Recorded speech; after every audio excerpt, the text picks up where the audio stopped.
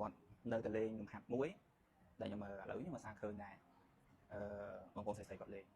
ហើយក៏មានកូនសិស្សខ្ញុំស្រីៗតែគាត់លេងដែរលំហាត់ហ្នឹងលំហាត់អីឥឡូវខ្ញុំធ្វើឲ្យមើលសិនតែគាត់ចូលចិត្តលេងគឺលំហាត់ទីមកក្រោយចេះទីមកក្រោយចេះទីមកក្រោយអត់ចង់និយាយថាប៉ះពាល់ឲ្យអ្នកណាទេដែលខ្ញុំឃើញគ្រូស្រីៗមួយចំនួនគាត់នៅឲ្យកូនសិស្សគាត់ស្រីៗលេងលំហាត់ហ្នឹងអញ្ចឹងត្រូវដឹងថាលំហាត់ហ្នឹងសូម្បីតែកីឡាករប្រកួតណាឥឡូវក៏គេអត់ហ៊ានលេងដែរដោយសារវាប៉ះពាល់ដល់ស្លាកស្នាខ្លាំងអញ្ចឹងខ្ញុំធ្លាប់ចេញវីដេអូហ្នឹងមួយខ្សែតែនៅតែឃើញមានគ្រូជាពិសេសគ្រូស្រីៗគ្រូខក៏មានណាតាមថាខ្ញុំអត់ចង់និយាយឲ្យប៉ះពាល់ដល់គ្រូទេតែវាប៉ះពាល់ដល់ស្លាកស្នាយើងប្រហាត់សិស្សយោគាត់អត់ដឹងទេគាត់ដឹងថាហាត់តាមគ្រូអញ្ចឹងលំហាត់នេះកាលមុនគេលេងមែន10 20ឆ្នាំមុនគេលេងប៉ុន្តែដោយសារតែប្រហែលឆ្នាំក្រោយដែលគេលេងមកភាគច្រើននេះគឺវាមានអ្នកគាត់លេងអញ្ចឹងភាគច្រើនបញ្ហាស្មា10សឹង10វាមិនមែនមកពីអានឹងមួយលំហាត់នឹងមួយមានលំហាត់ផ្សេងទៀតដែរតែលំហាត់ហ្នឹងក៏វាប៉ះពាល់មួយក្នុងចំណោមផ្សេងៗដែរបាទដោយសារតែបើនិយាយសម្រាប់បងប្អូនយើងស្រីៗគាត់ត្រូវចូលចិត្តហាត់ខ្នង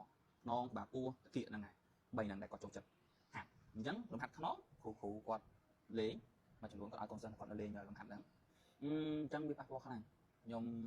ព្រមនិយាយថាសពចេញវីដេអូនិយាយតាក់ទងមួយលំហាត់ហ្នឹងវាប៉ះពាល់ស្លាកស្នាខ្លាំងសូម្បីកីឡាករដែលគាត់ខ្លះគាត់ដឹងថាប៉ះពាល់ប៉ុន្តែគាត់នៅតែលេងដោយសារអីដោយសារលំហាត់ហ្នឹងវារៀងចូលបានល្អប៉ុន្តែយើងអាចយកលំហាត់ផ្សេងមកជំនួសបានយើងមិនមែនកីឡាករទេពេលខ្លះកីឡាករគាត់បដូរចង់និយាយថាយកសុខភាពសុខទុះយករាងកាយរបស់គាត់ទៅបដូរដើម្បីការប្រកួតតែយើងអត់មានប្រកួតអីទេយើងគ្រាន់តែហាត់ដើម្បីរៀនស្អាតសុខភាពល្អទេអញ្ចឹងសួរថាយើងគួរហាត់លំហាត់ហ្នឹងយកត្រូវគួរហាត់ទេប៉ុន្តែបងប្អូនខ្លះក៏អត់ដឹងសូម្បីតែគ្រូមួយចំនួនគាត់អត់ដឹងអញ្ចឹង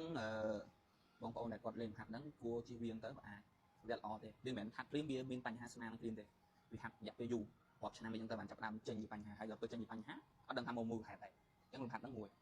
ហាត់តែខ្ញុំធ្វើឲ្យមើលមិញហ្នឹងតែគាត់ចូលចិត្តលេងខ្នងមួយទៀតបងប្អូនត្រូវដឹងថាបងប្អូនស្រីៗគាត់អត់ចង់បានអាស្មាលើនេះទេឡើងធំទេស្មាលើនេះឡើងធំអញ្ចឹងពេលដែលយើងទាញលំហាត់ហ្នឹងគឺងាយនឹងផឹងស្មាលើនេះអញ្ចឹងស្រីៗគាត់អត់ចង់បានហ្នឹងទេមានអ្នកណាមួយចង់បានទេស្មាលើនឹងធំអញ្ចឹងបងប្អូនស្រីៗគាត់អត់គួរហាត់ហ្នឹងទេអញ្ចឹងនេះខ្ញុំចង់ជាសារដាស់តឿនទេដោយសារតែឃើញនៅមានលេងច្រើនការយល់ដឹងនៅមិនទាន់ដឹងអ្វីថ្មីពួកអីគេដើរដល់ណាអីតែយើងនៅតែដើរ10-20ឆ្នាំយក10-20ឆ្នាំមុនយកមកលេងទៀតអត់មានអាប់ដេតខ្លះទេយើងមិននិយាយថាថ្មីគឺប្រកាសល្អទេមិននិយាយថាខ្ញុំអត់និយាយថាអាចាស់គឺវាអាក្រក់ទេគ្រាន់ថាយើងត្រូវយល់ដឹងថាថ្មីឯណាដែលវាប៉ះពាល់ឯណាដែលវាល្អយើងនៅតែប្រកាន់យកហ្នឹងហើយអញ្ចឹងខ្ញុំគ្រាន់តែជាសារដាស់តឿនទេពេលខ្លះនិយាយទៅខ្លាចប៉ះពាល់ដល់បងប្អូនយើងជាពិសេសគ្រូខ្ញុំក៏គ្រូគាត់ក៏គ្រូកុំឲ្យគេថាយើងជន់ឬក៏យើងអីចឹងណាពេលខ្លះខ្ញុំអត់សូវចង់និយាយមកនេះតកតងជាមួយនឹងប៉ះពាល់ខ្លាចប៉ះពាល់ដល់ពួកគាត់ប៉ុន្តែខ្ញុំខ្លាចសិស្សគាត់អត់ដឹងគាត់ចិត្តហាត់តាមគ្រូអញ្ចឹងជាសារមួយដាស់តឿនបងប្អូនអាចឆែកមើលតែខ្ញុំហាត់នឹងតើខ្ញុំនិយាយហ្នឹងវាអត់ឬអត់មិនមែនចេះនិយាយសូម្បីបរទេសក៏គេធ្វើវីដេអូនឹងដែរថាលំហាត់នឹងប៉ះពាល់គេធ្វើយូរដែរហើយលំហាត់នឹងវាប៉ះពាល់ស្លាកស្មាខ្លាំងហើយបូកផ្សំជាមួយនឹងយើងឥឡូវហ្នឹងគឺមានបញ្ហាមួយគឺយើងស្មារៀងកោងក្បាលយើងរៀងមកមុខអីទៀតដល់ពេលអញ្ចឹងអាស្លាកស្មាហ្នឹងខាត់លំហាត់ហ្នឹងគឺប៉ះពាល់ខ្លាំងជាងមុនទៀតបើយើង normal រាងកាយរបស់យើង normal មានស្មាយើងបើកធម្មតាក្បាលយើងអត់មានទៅមុខចេះបងប្អូនតែមើលឥឡូវហ្នឹងយើងម្នាក់មើលទូរស័ព្ទក្បាលយើងមកមុខចេះយើងឲ្យមើលទូរស័ព្ទចេះខ្នងហើយក្បាលរបស់យើងស្មារបស់យើងគឺចេះសឹងតែគ្រប់គ្នាទាំងអស់ហើយដោយសារតែយើងមួយឥឡូវយើងមើលទូរស័ព្ទឲ្យអញ្ចឹងអង្គុយកោងអញ្ចឹងអាហ្នឹងហើយគឺជាទម្លាប់មួយ poster របស់យើងមិនល្អទេបូកផ្សំជាមួយនឹងយើងហាត់ហ្នឹងទៀតប៉ះពាល់កាន់ខ្លាំងអញ្ចឹងបងប្អូនដែលគាត់ហាត់លំហាត់ទាញខ្នងមកក្រោយអញ្ចឹងអាចជិះវិញទៅបើអាចយើងមានលំហាត់ផ្សេងតែបើគាត់ចង់ដឹងថាលំហាត់ផ្សេងមានចំនួនអីមានលំហាត់អីចំនួនបានអាហ្នឹងគាត់អាច comment ក្នុងវីដេអូខ្ញុំទៅខ្ញុំទៅនេះព្យាយាមចេញវីដេអូឲ្យថាយើងអាចយកអីផ្សេងមកចំនួនបាន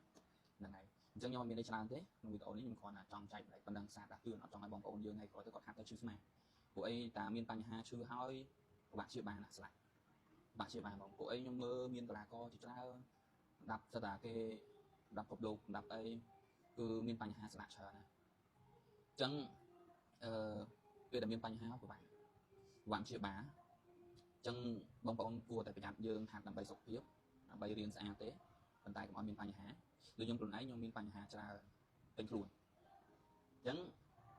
ខ្ញុំដឹងច្រើនដោយសារខ្ញុំមានបញ្ហាអញ្ចឹងខ្ញុំមានបញ្ហាខ្ញុំស្វែងរកវិធីដោះស្រាយខ្ញុំព្យាយាមកែខ្លួនឯងព្យាយាមមើលរៀនពីនេះពីនោះដើម្បីកែ